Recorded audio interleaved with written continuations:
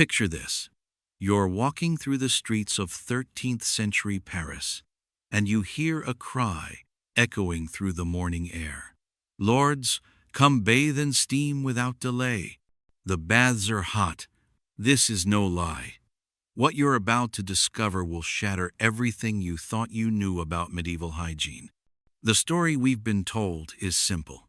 Medieval people were filthy, avoided water like the plague, and lived in their own grime for months on end. But what if I told you this narrative is not just wrong, but backwards?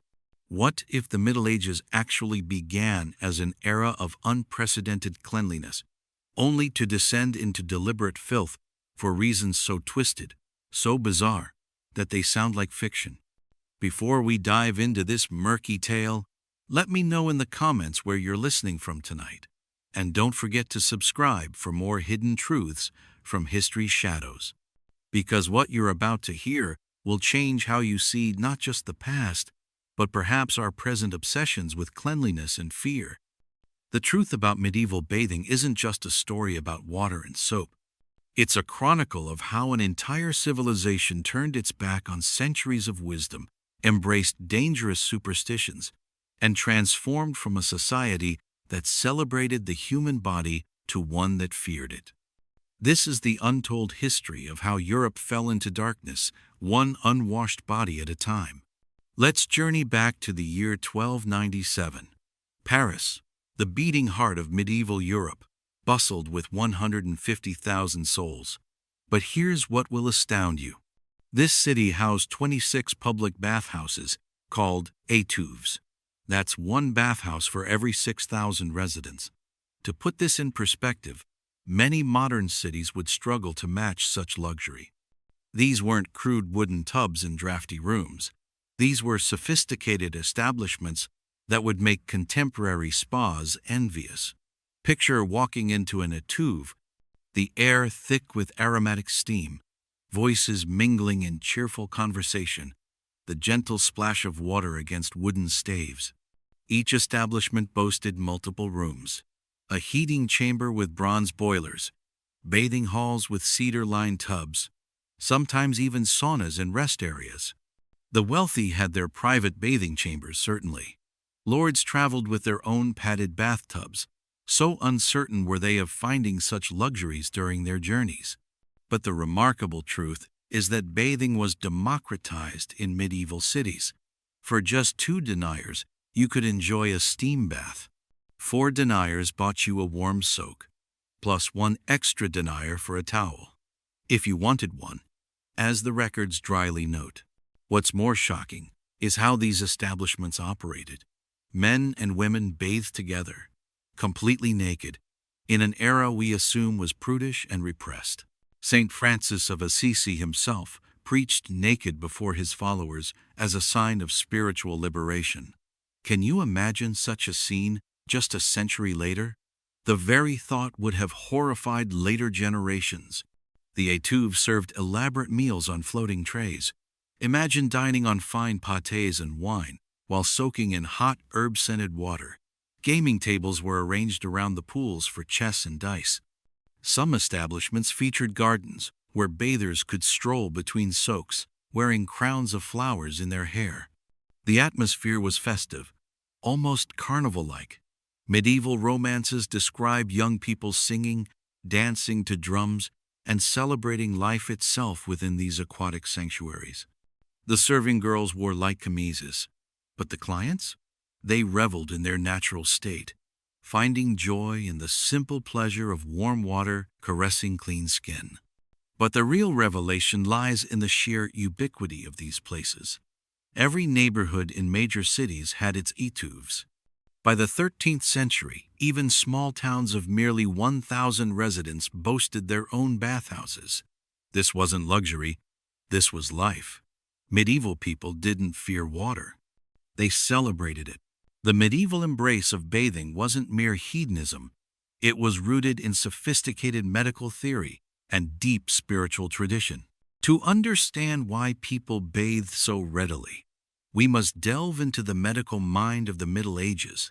Physicians of this era operated under the ancient theory of humors, inherited from Hippocrates and refined by Galen.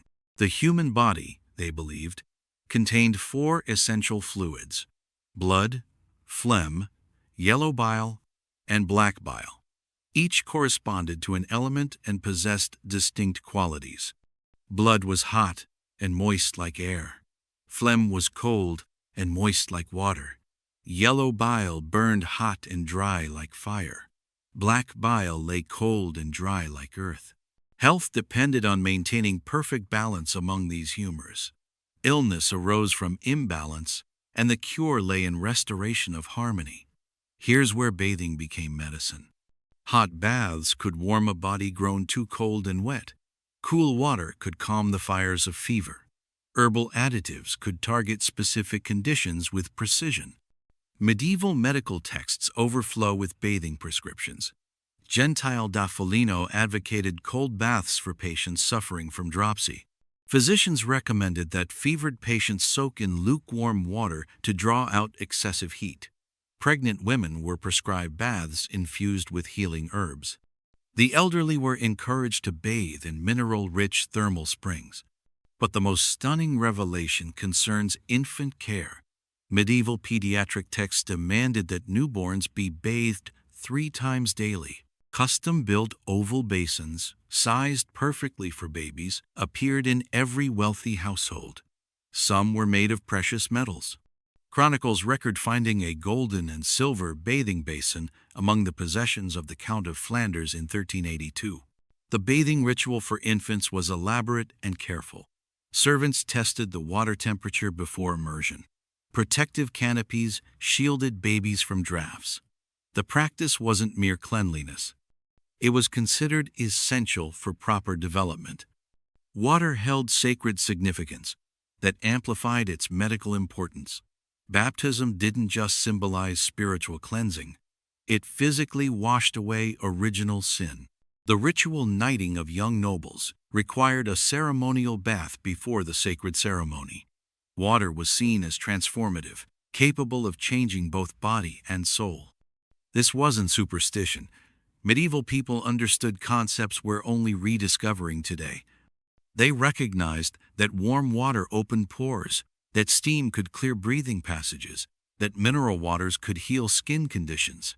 Their bathing culture combined pleasure with genuine therapeutic benefit.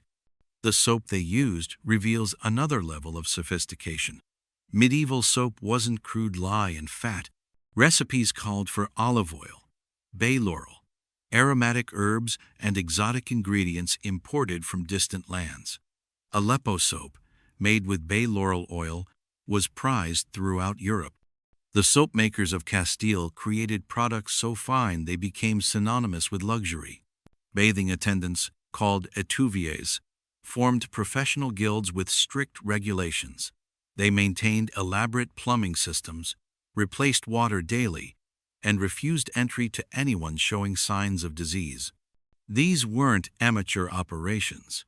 They were sophisticated businesses serving a discriminating clientele.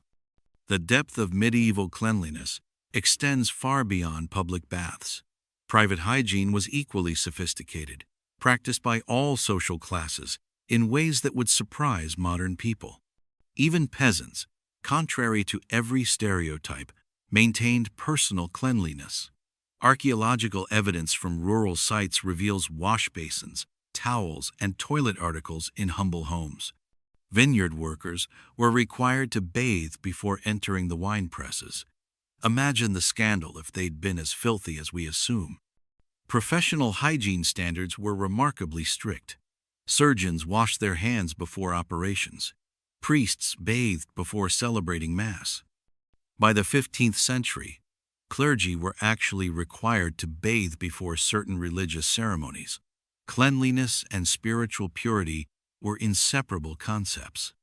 The wealthy elevated bathing to an art form. Noble households employed professional bath attendants who could shave, cut hair, massage tired muscles, and perform minor medical procedures. These specialists knew how to apply heated cups for circulation, how to lance boils safely, and how to prepare aromatic oils for different skin types. Personal grooming tools were surprisingly sophisticated. Hand mirrors, tweezers, ear spoons, toothbrushes, and razors were sold by traveling merchants even in remote villages. The medieval person's toilet kit would seem familiar to us today, though crafted with medieval artistry. Dental hygiene particularly impressed contemporary observers. People rubbed their teeth with powdered coral, crushed cuttlefish bone, or specially prepared herbs.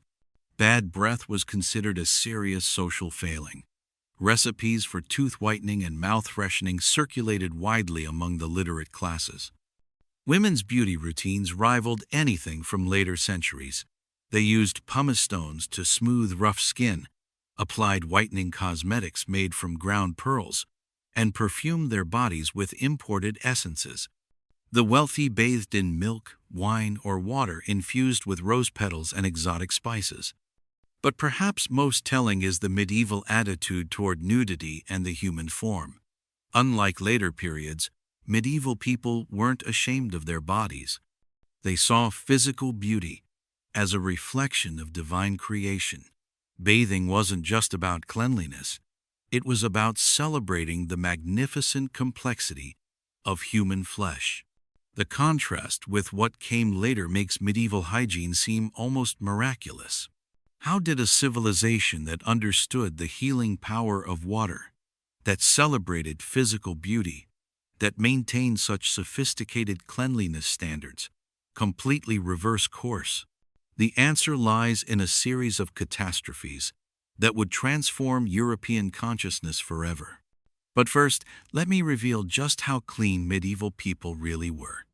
Recent archaeological studies of medieval latrines, yes, latrines, reveal a startling truth. Medieval waste contains evidence of parasite loads significantly lower than those found in many developing nations today. These people weren't just clean by medieval standards, they were clean by any standard. The transformation from this aquatic paradise to the deliberately filthy world of the Renaissance wasn't gradual. It was sudden, traumatic, and driven by fears so intense they overwhelmed centuries of accumulated wisdom.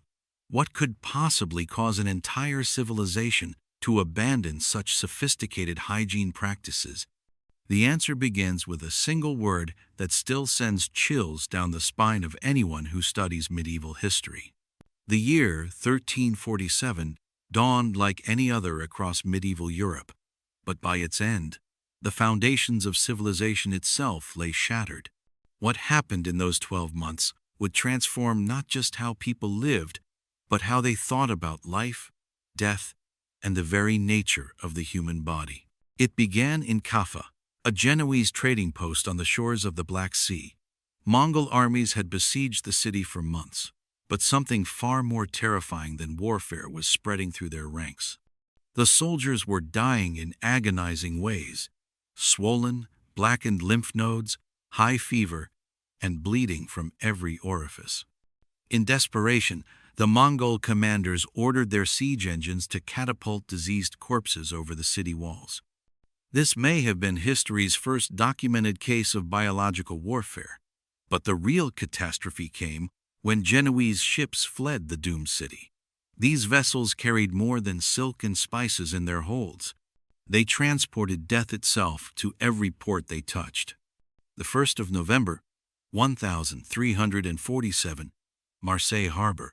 Despite knowing the ships were plague-ridden, port officials allowed them to dock.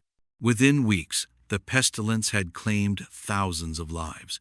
By January, it reached Avignon, the papal seat, killing 11,000 in just 6 weeks. The plague moved with terrifying speed, 75 kilometers per day, following trade routes like a dark shadow. But here's what's rarely mentioned in plague histories. The bathhouses accelerated the disaster exponentially. Those beloved étuves, with their warm, moist environments and close-packed bodies, became perfect incubators for disease transmission. The very places where people sought health and pleasure transformed into chambers of agony. Chroniclers describe scenes of horror within the baths. Bodies floating in the steaming pools, attendants fleeing in terror, abandoning their clients to die alone. The cheerful sounds of conversation and laughter replaced by screams, prayers, and eventually, silence. City after city closed their bathhouses permanently. Paris shuttered its étuves in 1450 and never reopened them. What had been centers of joy and health became symbols of contamination and death.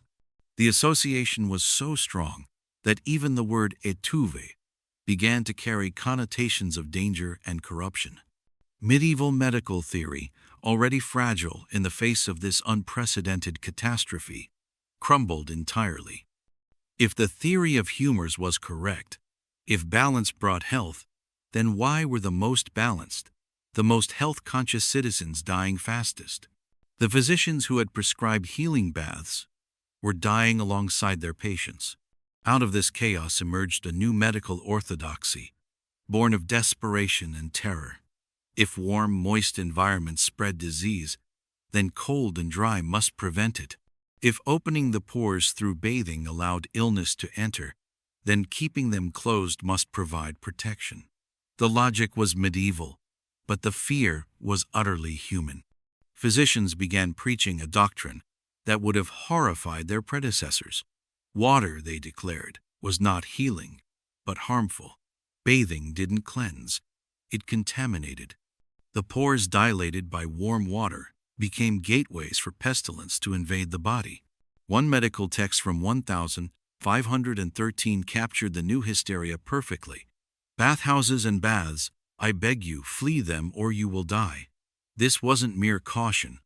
It was panic codified into medical doctrine. The psychological trauma ran deeper than mere medical theory. Entire communities had watched their loved ones die in bathhouses that had been sources of pleasure for generations. How do you trust something that killed your family? How do you return to practices that coincided with the greatest catastrophe in human memory? But the plague's impact on bathing culture was only beginning. As the immediate crisis passed, a more insidious transformation took hold. As Europe slowly emerged from the immediate devastation of the Black Death, the surviving bathhouses faced a different kind of catastrophe.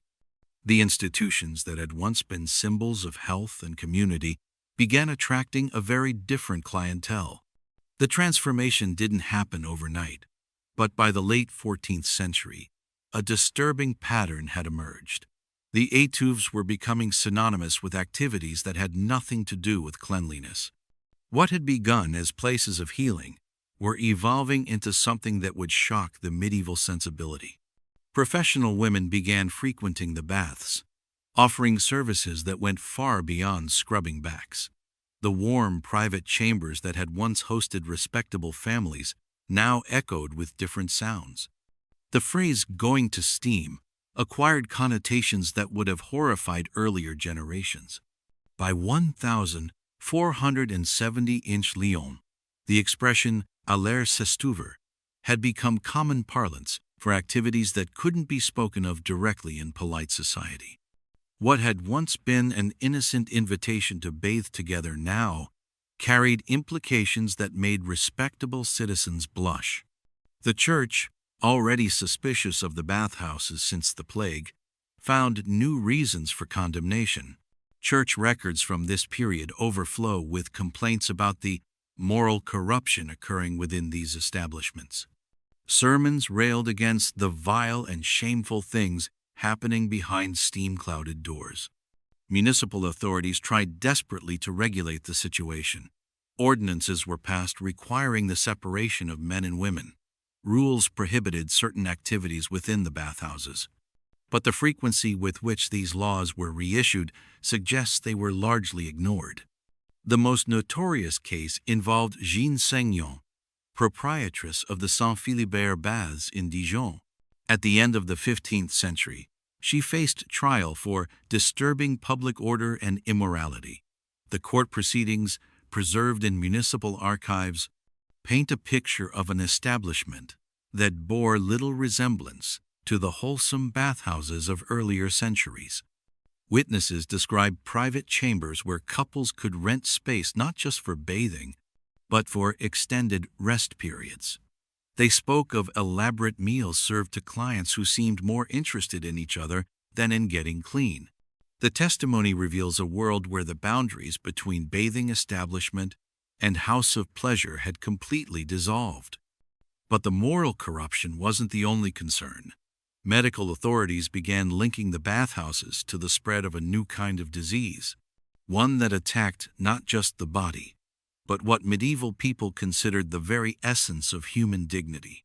The first documented cases of what we now call syphilis appeared in European medical texts during this period. The connection to bathhouses was immediate and obvious to contemporary observers.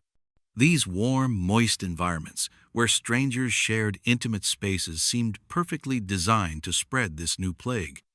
Unlike the Black Death, which killed quickly and indiscriminately, this new disease lingered. It disfigured. It marked its victims with visible signs of what medieval morality considered divine punishment for earthly sins. The association between bathing and moral corruption became literally written on the flesh of those afflicted. The medical establishment, already predisposed to distrust bathing, seized upon this new evidence. Here was proof, they argued, that immersion in water didn't just fail to promote health. It actively encouraged disease. The pores opened by warm water weren't just gateways for plague. They were invitations for moral and physical corruption. City after city began closing their remaining bathhouses permanently. What couldn't be closed by plague was shuttered by scandal. The great experiment in democratic bathing was ending not in celebration, but in shame and fear. By 1500, the transformation was complete. The bathhouses that had once been proud symbols of civic sophistication were either demolished or converted to other purposes. A few lingered on, but their clientele and reputation made them unfit for respectable society. The psychological impact cannot be overstated. For generations, warm water and communal bathing had represented health, pleasure, and social connection. Now these same things had become associated with disease, corruption, and moral decay. The collective trauma ran so deep that it would influence European attitudes toward bathing for centuries to come. The closure of the bathhouses marked only the beginning of Europe's strange relationship with water. What emerged from the ashes of the bathing culture was something unprecedented in human history. A civilization that actively feared cleanliness. The new medical orthodoxy wasn't content with merely avoiding baths. Physicians began constructing elaborate theories to explain why water was humanity's enemy. The body, they argued, was like a sealed vessel. Its natural oils and accumulated dirt formed a protective barrier against disease. Washing removed this protection, leaving the body vulnerable to invasion by harmful humors and pestilential vapors. This wasn't ignorance. It was sophisticated, theoretical medicine gone completely wrong. Physicians cited ancient authorities, conducted logical arguments, and built complex systems of belief around the dangers of cleanliness. They transformed terror into science, panic into policy. The theory of miasmas provided scientific justification for the new hydrophobia. Disease, physicians believed, traveled through the air as poisonous vapors. These miasmas could enter the body through any opening, the mouth, nose, or the pores of the skin. Water, especially warm water, opened the pores wider, creating more opportunities for contamination. The logic seemed airtight. If diseases spread through bad air, and if bathing made the body more permeable to air, then bathing must increase disease risk. Medieval physicians weren't stupid. They were using the best available theory to explain observations that terrified them. But the fear went deeper than mere medical theory. Water itself became suspect. Rivers and wells that had supplied bathhouses were now viewed as potential sources of contamination. Even drinking water came under suspicion. People began preferring wine, ale, and other fermented beverages, believing them safer than pure water. The transformation of medical advice during this period is remarkable. Texts that had once recommended frequent bathing now warned against it in the strongest possible terms. Théophraste Renaudot, physician to the French king, declared in 1655 that bathing exterminates the body and fills the head with vapors.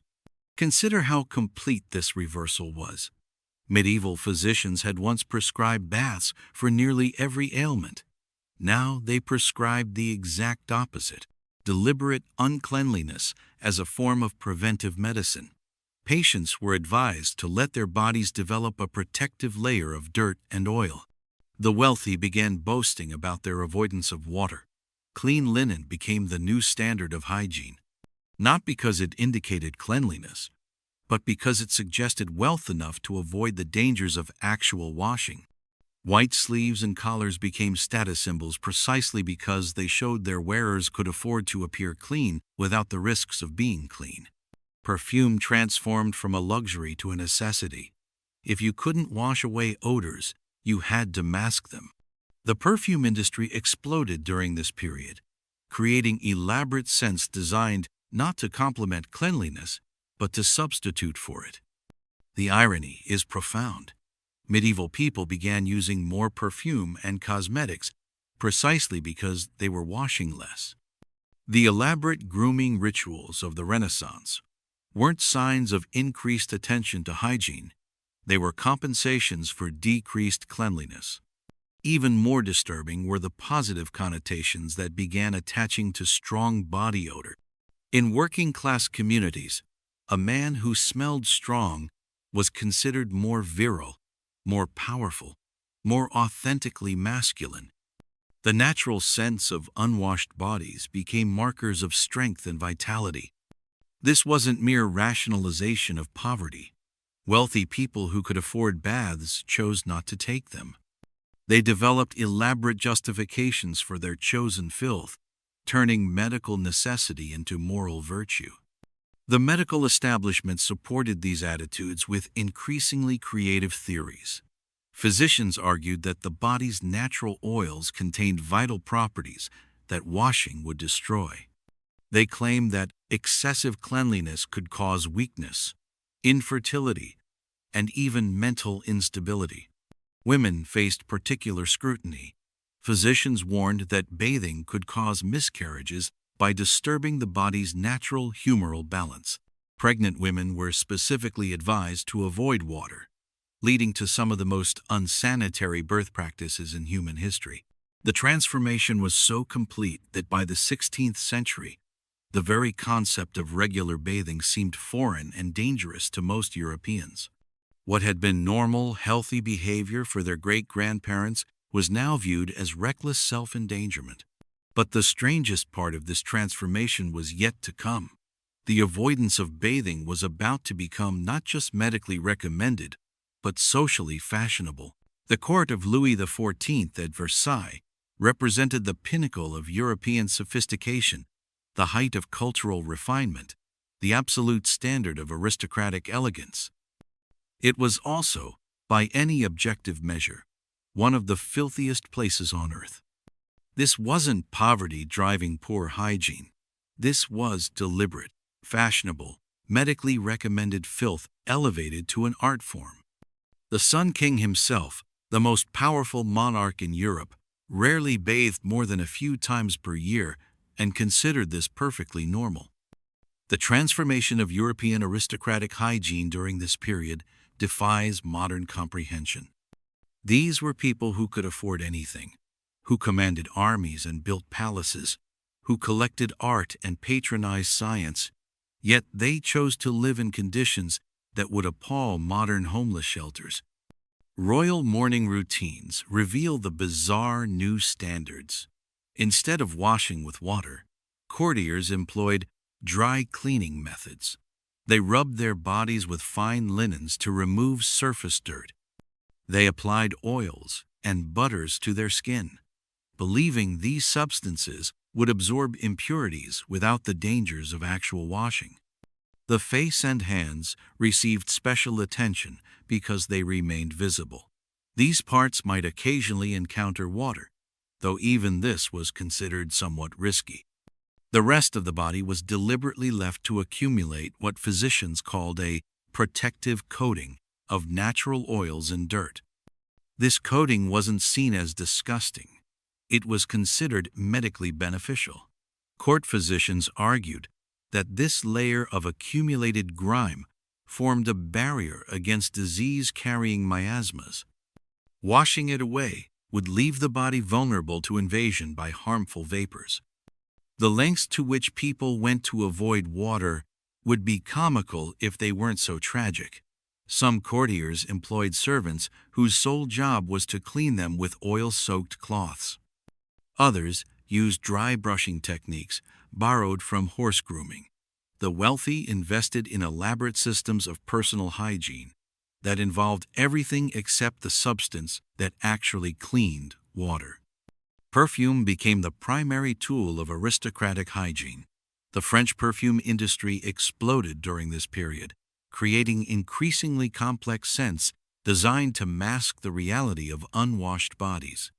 Courtiers applied multiple layers of different fragrances, creating olfactory camouflage that could theoretically make rotting flesh smell like roses.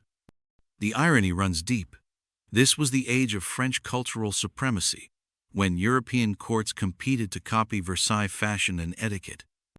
They were copying, with enthusiastic precision, some of the most unsanitary practices in human history. Clothing became the primary indicator of cleanliness. White linen shirts, changed frequently, suggested wealth and hygiene without the actual hygiene. The wider your collar, the more sophisticated you appeared, regardless of what lurked beneath the fabric. Hair presented particular challenges.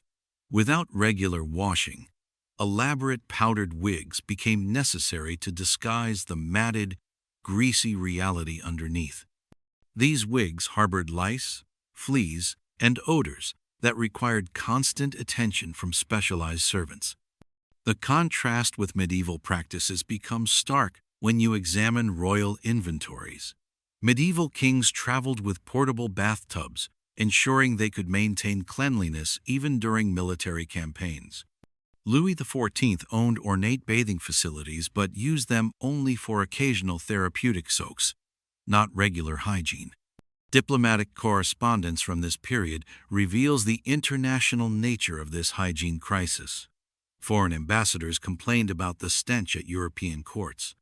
Visitors from cultures that maintained cleanliness traditions expressed shock at the deliberately unwashed state of European nobility. Yet this wasn't seen as embarrassing by the Europeans themselves. They had convinced themselves that their chosen filth represented superior medical wisdom. They pitied cleaner cultures for their ignorance of proper hygiene theory. The sexual implications were profound. Courtship and romance occurred in an atmosphere of deliberate bodily neglect. Love letters from this period contain references to natural scents and authentic odors that would revolt modern readers. The human mating ritual was conducted through clouds of perfume designed to mask the reality of rotting flesh. The physicians of the 16th and 17th centuries weren't ignorant primitives. They were highly educated, sophisticated thinkers who had constructed elaborate theoretical systems to justify practices that seem insane to modern eyes. Understanding their reasoning reveals how intelligent people can convince themselves of almost anything when fear overrides evidence. The theoretical foundation remained the ancient humoral system, but it had evolved into something Hippocrates and Galen would never have recognized. Medieval physicians had used humor theory to promote bathing and cleanliness. Renaissance physicians used the same theory to condemn these practices. The key concept was the porosity of human skin. Physicians believed that warm water opened the pores, creating pathways for disease to enter the body. They weren't entirely wrong. Skin pores do dilate in warm water, but they completely misunderstood the implications. Instead of recognizing that open pores facilitate the removal of dirt and bacteria, they saw them as vulnerabilities to be protected. The logic seemed reasonable. If diseases traveled as airborne miasmas, and if bathing made the body more permeable to air, then bathing must increase disease risk. This reasoning led to increasingly bizarre medical recommendations. Physicians advised patients to seal their pores with various substances, oils, waxes, even dirt itself. The human body was reimagined as a fortress under siege, with cleanliness as the enemy trying to breach the walls. Bloodletting remained popular partly because it seemed to support anti-bathing theories. If the body contained too much corrupt blood, then draining some of it made sense. But if bathing removed protective substances from the skin while simultaneously opening pathways for contamination, then bleeding seemed far safer than washing. Louis XIV received bloodletting treatments every 2 weeks throughout his life, alternating with purges and enemas. He endured approximately 2,000 enemas during his reign, administered by court physicians who considered this far safer than regular baths. The obsession with internal cleansing while avoiding external washing created a grotesque contradiction. Physicians would prescribe elaborate purging regimens, involving powerful laxatives and emetics to clean the inside of the body, while simultaneously warning against the dangers of cleaning its surface. Women faced particular medical persecution during this period. Physicians argued that bathing could disrupt the delicate humoral balance necessary for reproduction. Pregnant women were specifically warned that water could cause miscarriages by shocking the system with unwanted moisture. These theories led to some of the most dangerous birthing practices in European history. Women were forbidden to wash during pregnancy and childbirth, creating conditions that virtually guaranteed infection. The medical establishment had turned hygiene itself into a risk factor. The treatment of children reveals the full horror of these theories in practice. Medieval physicians had recommended bathing infants 3 times daily. Renaissance physicians condemned this as dangerous excess. Children were deliberately kept dirty to strengthen their natural defenses. Childhood mortality rates, already high, increased further as parents followed medical advice to avoid washing their children. The very practices that might have saved lives were prohibited by medical orthodoxy. Dental hygiene suffered particularly under the new theories. Medieval people had maintained relatively good oral health through regular cleaning and herbal remedies. Renaissance theories suggested that cleaning the teeth could disrupt the natural balance of oral humors, leading to decay and disease. The result was predictable. European aristocrats developed some of the worst dental health in human history. Contemporary portraits show nobility with blackened, rotting teeth, considered normal and acceptable by the standards of their time. Mental health treatments became equally bizarre. Physicians attributed various forms of madness to excessive cleanliness disrupting the brain's natural humors. Patients with mental illness were sometimes specifically prohibited from washing as part of their therapeutic regimen. The most revealing aspect of this medical madness is how it justified itself through appeals to authority and tradition. Physicians cited classical texts, invoked the wisdom of ancient authorities, and constructed logical arguments for practices that killed their patients. This wasn't ignorance. It was educated ignorance, made more dangerous by its sophistication. The very intelligence that allowed these physicians to construct complex theories also made them resistant to evidence that contradicted their beliefs. The economic implications were staggering. Entire industries adapted to serve deliberately filthy populations. Perfume makers, cosmetic artists, wig manufacturers, and clothing specialists all profited from the avoidance of simple washing. Meanwhile, the infrastructure for cleanliness decayed from disuse. Public fountains fell into disrepair. Private bathing facilities were converted to other purposes. The basic plumbing knowledge that had supported medieval bathing culture was gradually lost. By the end of the 17th century, European civilization had achieved something unprecedented in human history. A literate, wealthy, technologically advanced society that was deliberately, systematically, medically dirty. The transition away from deliberate filth didn't happen overnight, and it certainly didn't happen because people suddenly realized the absurdity of their hygiene practices. Change came gradually, driven by new diseases that forced reconsideration of old theories. Cholera epidemics of the 19th century finally provided evidence that even anti-bathing physicians couldn't ignore. The disease spread through contaminated water, but it killed the filthy faster than the clean. This observation began to crack the theoretical foundations that had supported centuries of deliberate uncleanliness. Yet even as late as 1850, the average French person bathed only once every 2 years. This wasn't poverty. It was the persistence of medical and cultural beliefs that had become so deeply embedded in European consciousness that they survived long after their original justifications had been forgotten. The gradual acceptance of regular bathing required overcoming centuries of accumulated fear and superstition. Each generation had to slowly unlearn the lessons their parents had taught them about the dangers of water and cleanliness. Interestingly, the return to bathing began among the working classes rather than the aristocracy.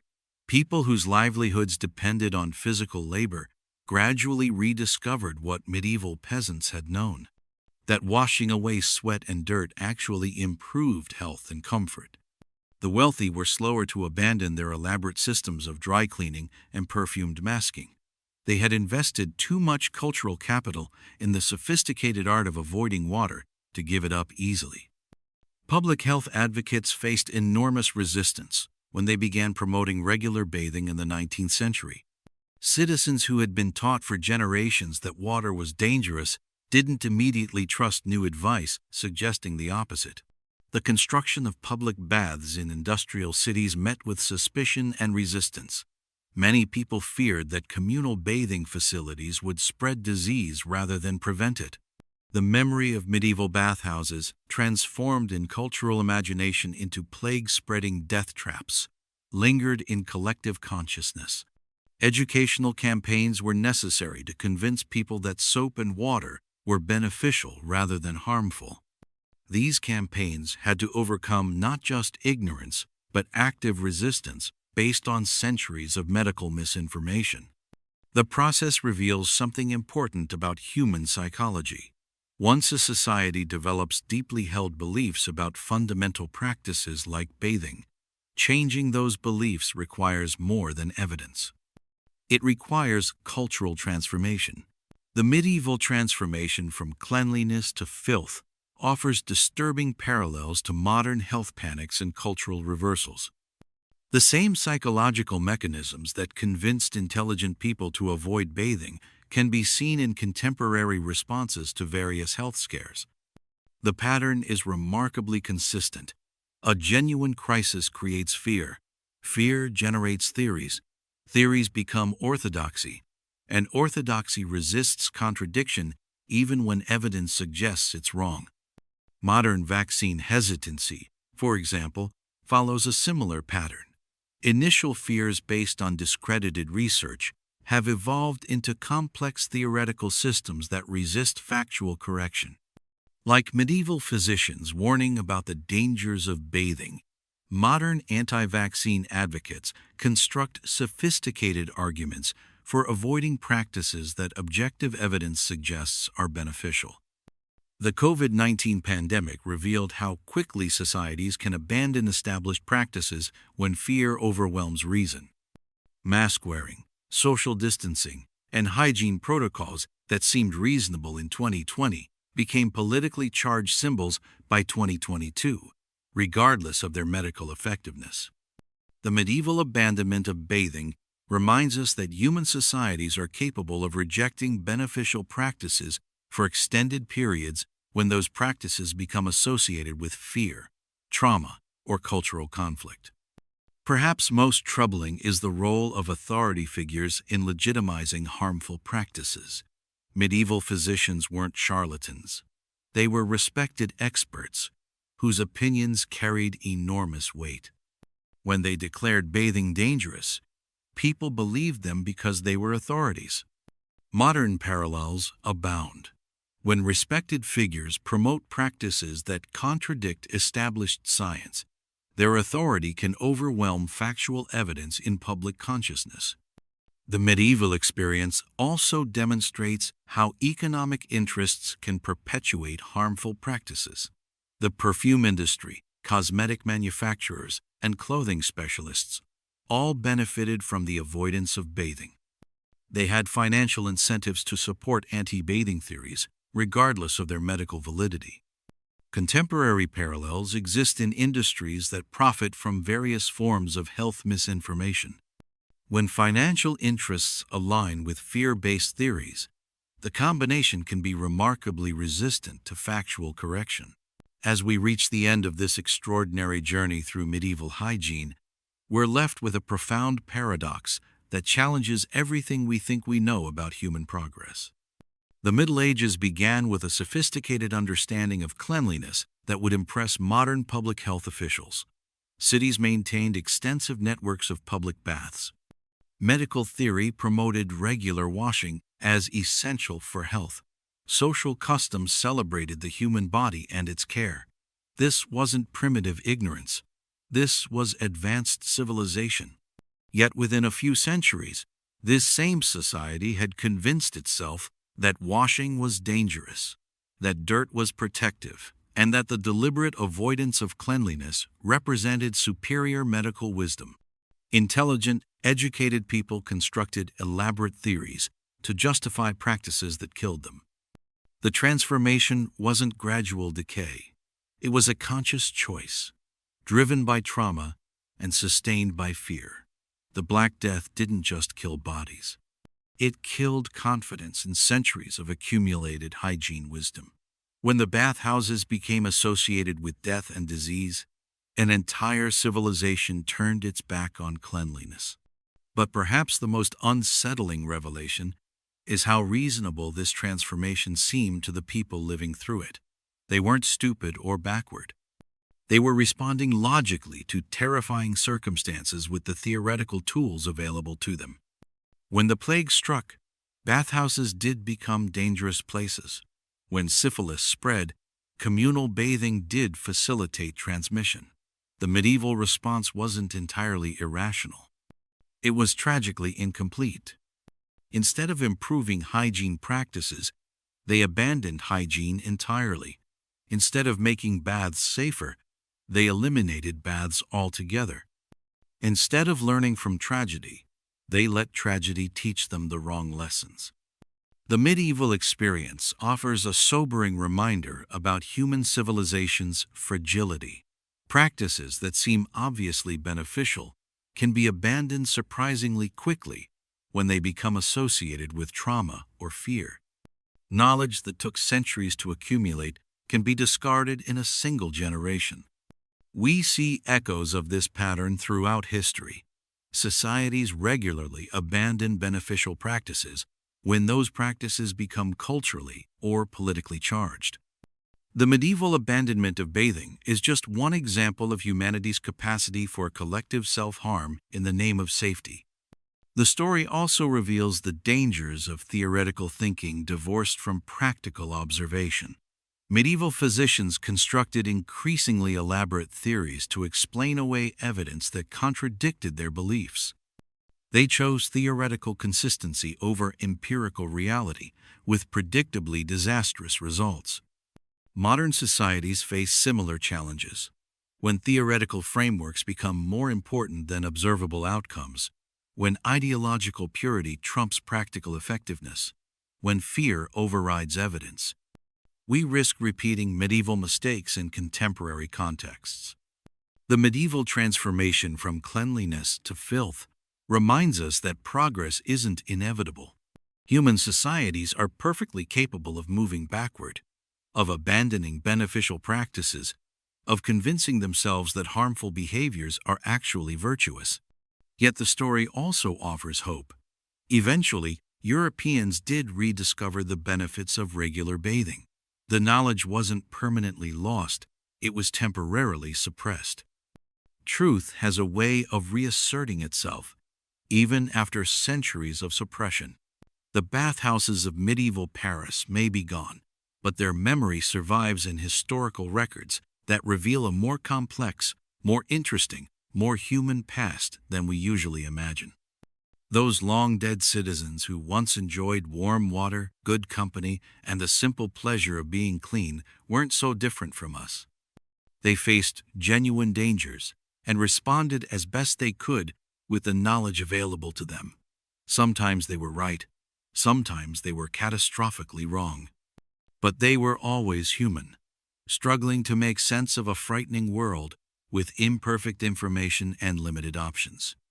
Their story reminds us to hold our own certainties lightly, to question authorities even when they're experts, to remember that today's wisdom might be tomorrow's superstition, and to never underestimate humanity's capacity for both remarkable wisdom and spectacular folly. The next time you step into a warm shower or sink into a hot bath, remember the medieval Europeans who once enjoyed similar pleasures, then abandoned them for centuries based on fears that seem absurd to us now. Remember, too, that our own practices and beliefs might seem equally absurd to future generations looking back at our strange times. The water is still warm. The human body still needs cleaning. The pleasure of cleanliness remains as real as it was in medieval Paris. Some truths survive even the most determined efforts to suppress them. But other truths are more fragile, more dependent on cultural transmission and social support. The medieval collapse of bathing culture shows how quickly sophisticated knowledge can be lost when societies lose confidence in their own wisdom. Perhaps that's the most important lesson from this strange tale of medieval hygiene. Human progress isn't automatic, knowledge isn't permanent, and beneficial practices aren't guaranteed to survive just because they're beneficial. Each generation must choose anew whether to embrace the wisdom of their predecessors or abandon it in favor of new theories that seem more compelling in the moment. The medieval Europeans made their choice, with consequences that lasted for centuries. Now it's our turn to choose. The question isn't whether we'll face crises that challenge our fundamental assumptions. We will. The question is whether we'll respond with the wisdom to preserve what works while adapting to new circumstances, or whether we'll follow the medieval example and abandon beneficial practices in favor of theories that promise safety but deliver suffering. The warm water waits. The choice, as always, is ours. What seemed like a simple story about medieval bathing has revealed itself as something far more complex, a meditation on human nature, social psychology, and the fragile foundations of civilization itself. These medieval Europeans, with their elaborate theories about the dangers of cleanliness, weren't so different from us. They were just humans, trying to survive in a dangerous world, making the best decisions they could with the information they had. Sometimes they were brilliantly right. Sometimes they were tragically wrong. But they were always, recognizably, us.